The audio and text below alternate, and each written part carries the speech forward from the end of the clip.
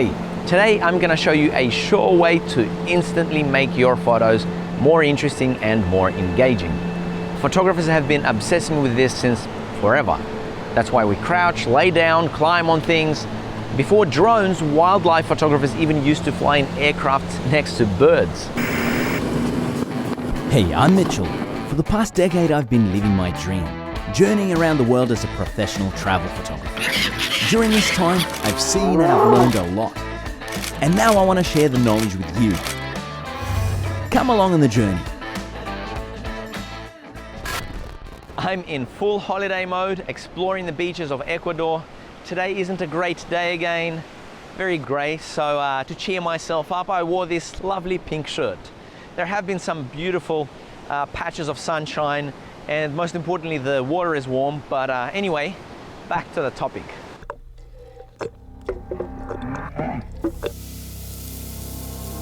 What do these photos I'm showing you have in common?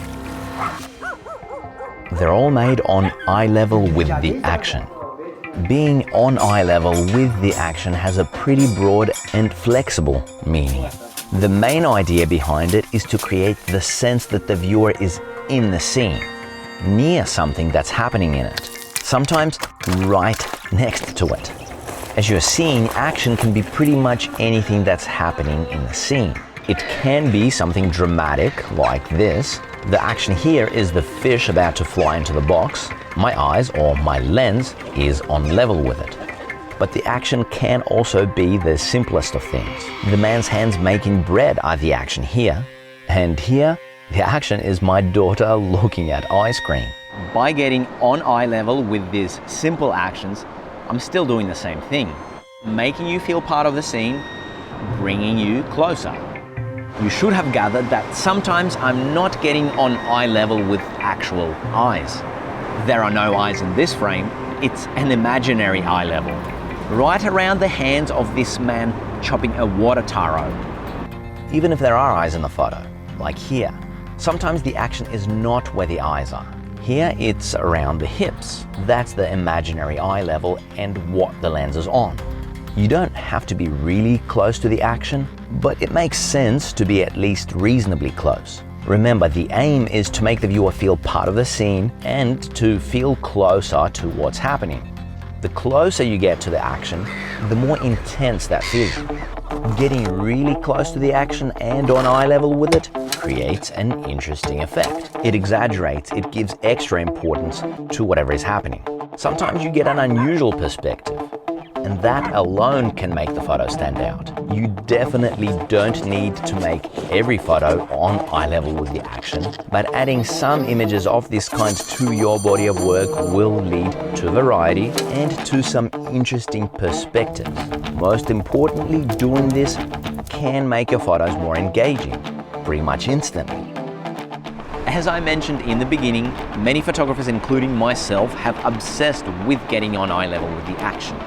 Sometimes we end up with stories about fascinating, funny, awkward, even dangerous moments that came as the result of trying to get on eye level with the action. I'm gonna share one of mine. A quick heads up, the summer special on my course is finishing. I've often referred to this course as a blueprint to award-worthy photographs because, well, that's pretty much the best way to describe what it is. It's also like being in the field with me, and like watching over my shoulder in the digital darkroom. Almost 4 hours of educational videos. Anyway, my story.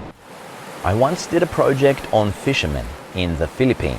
For this project, I was sometimes obsessed with getting right in there, on eye level with the action.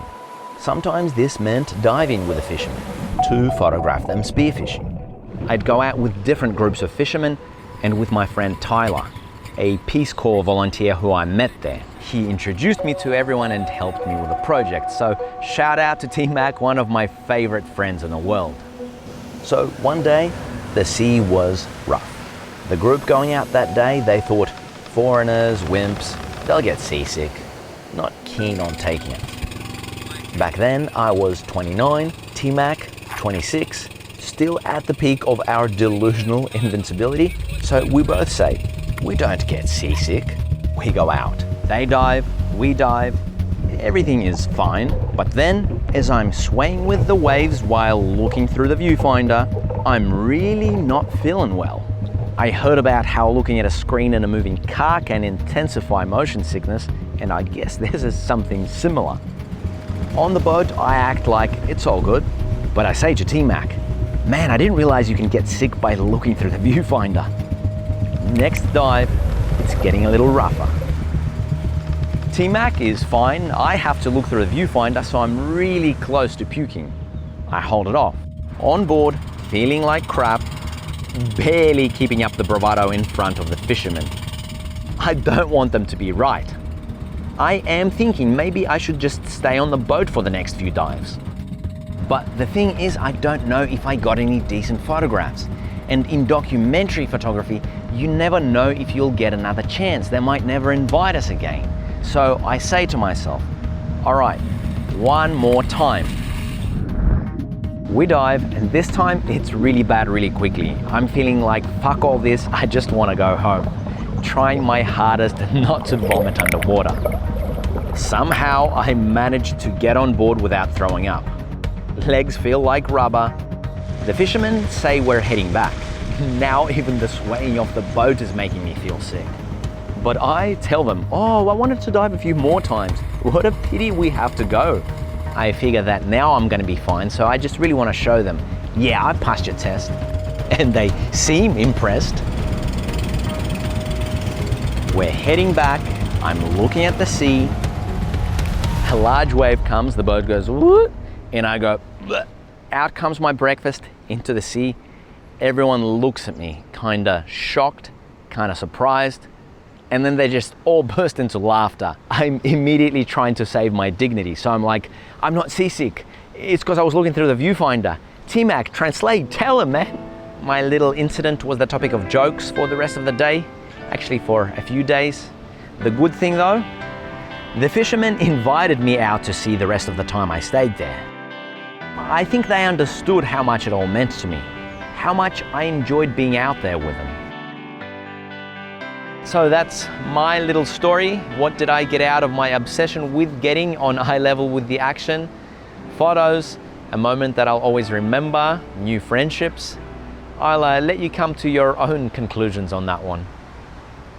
That was the final tip, and by the time you watch this, there are less than 24 hours left on the summer special. I don't do gimmicks like Lucky You, extended deadline, final chance.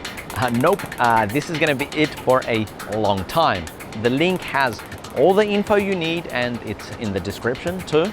Thanks for watching, thank you very much for all your support, and stay tuned for more content on my blog, on Instagram, and of course here on YouTube.